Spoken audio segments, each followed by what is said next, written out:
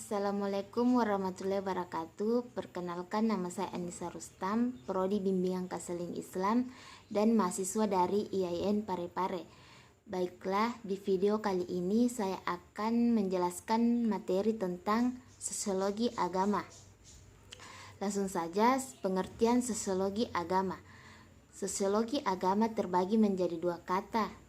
Pertama, kata sosiologi, di mana merupakan ilmu yang mempelajari pola-pola hubungan antar manusia dan manusia, seperti mempelajari nilai dan norma, serta kebiasaan yang dianut oleh manusia dalam kehidupan sosialnya. Sedangkan kata agama dimaknai sebagai sistem yang mengatur tata keagamaan atau kepercayaan, serta peribadatan kepada Tuhan Yang Maha Esa, dan kaidah yang berhubungan dengan pergaulan manusia. Jadi dapat disimpulkan bahwa sosiologi agama adalah ilmu yang membahas tentang fenomena agama dengan menggunakan perspektif, pendekatan, dan kerangka teori sosiologi, di mana sosiologi agama juga mempelajari dampak kepercayaan agama terhadap kehidupan manusia, yang menganalisis mengenai bagaimana interrelasi antara agama dengan sistem sosial. Selanjutnya, objek sosiologi agama. Objek sosiologi agama yaitu masyarakat, dikarenakan dilihat dari sudut pandang hubungan antar manusia dan proses yang timbul dari hubungan manusia di dalam masyarakat, di mana hubungan tersebut seperti hubungan asosiatif, hubungan disosiatif, serta hubungan akulturasi. Selanjutnya, sosiologi agama perlu dikaji dikarenakan agama memiliki keterkaitan dengan berbagai aspek kehidupan seperti keluarga, masyarakat, ekonomi, dan politik, sehingga mendorong perhatian sosiolog untuk mengkaji sosiologi agama. Dalam sosiologi agama terdapat 3 teori. Pertama, teori ketidaktahuan, di mana teori ini muncul ketika manusia berada dalam kondisi yang tidak berdaya.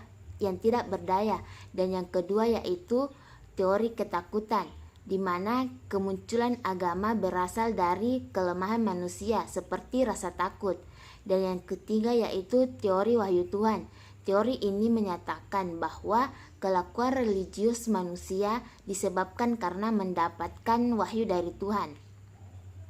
Adapun 4 komponen dasar kajian sosiologi agama yaitu ritual, sakral, tindakan, serta kultural.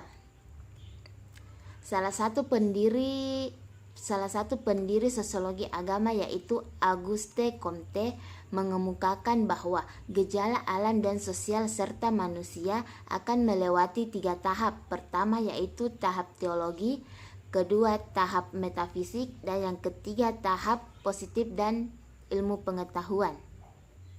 Selanjutnya, objek kajian sosiologi agama terbagi menjadi 2 yaitu objek kajian material dan objek kajian formal, di mana objek kajian material merupakan pokok kajian sosiologi agama manusia sebagai makhluk sosial bagian dari masyarakat, dan agama sebagai salah satu unsur penting dalam membentuk realitas sosial. Dan yang kedua yaitu objek kajian formal, di mana sosiologi agama tidak hanya melihat bagaimana bekerjanya norma-norma agama dalam masyarakat, tetapi juga melihat kesadaran kohesif kelompok religius yang mempunyai pola sosial tersendiri. Adapun pendekatan dalam sosiologi agama terbagi menjadi 3. Pertama yaitu pendekatan struktural fungsionalisme, di mana pendekatan ini memandang masyarakat sebagai suatu jaringan kelompok yang bekerja sama secara teratur menurut seperangkat peraturan dan nilai yang dianut oleh sebagian besar masyarakatnya. Dan yang kedua yaitu pendekatan konflik, di mana pendekatan ini berpandangan bahwa masyarakat berada dalam konflik yang terus-menerus di antara kelompok dan kelas, atau dengan kata lain dipandang sebagai determinan utama dalam pengorganisasian kehidupan sosial. Dan yang ketiga yaitu pendekatan interaksionisme simbolik.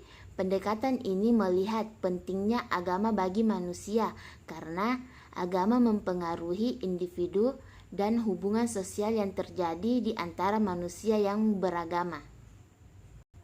Materi selanjutnya yaitu urgensi kesadaran dalam memahami eksistensi Tuhan dan agama, yaitu kita perlu memiliki kesadaran di mana dapat mengantarkan manusia untuk memahami dan meyakini bahwa ada sesuatu yang mengendalikan atau mengatur kehidupan manusia, karena dengan keyakinan tersebut kita juga dapat memahami eksistensi diri kita sendiri, serta dapat memahami mengenai jaminan akan perlindungan dan keamanan serta tujuan hidup manusia yang sesungguhnya.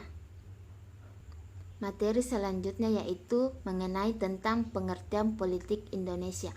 Ada beberapa politik identitas Indonesia. Ada beberapa pengertian politik Indonesia menurut para ahli, yaitu pertama menurut Agnes Heller. Menurutnya politik identitas merupakan suatu gerakan politik yang dimana fokusnya sebagai kategori politik umum. Dan yang kedua menurut Lukmantoro, politik identitas adalah mengedepankan suatu kepentingan tertentu dari anggota atau kelompok yang memiliki kesamaan identitas karakteristik, baik itu disandarkan pada kesamaan ras, etnis, gender, atau agama. Dan yang terakhir menurut Cressida, politik identitas adalah nama lain dari kategori politik utama, di mana suatu kelompok yang diidentikan atas suatu karakteristik biologis atau tujuan biologisnya dari suatu titik pandang. Adapun cara minimalkan konflik politik Indonesia yaitu membentuk suatu komunitas untuk mampu mengajak semua tokoh masyarakat supaya mereka bersama-sama membangun kembali kesadaran serta solidaritas yang berdasarkan Pancasila, sehingga dapat menciptakan keselarasan hidup dalam berdemokrasi. Sekian yang dapat saya sampaikan, kurang dan lebihnya mohon dimaafkan. Wassalamualaikum warahmatullahi wabarakatuh.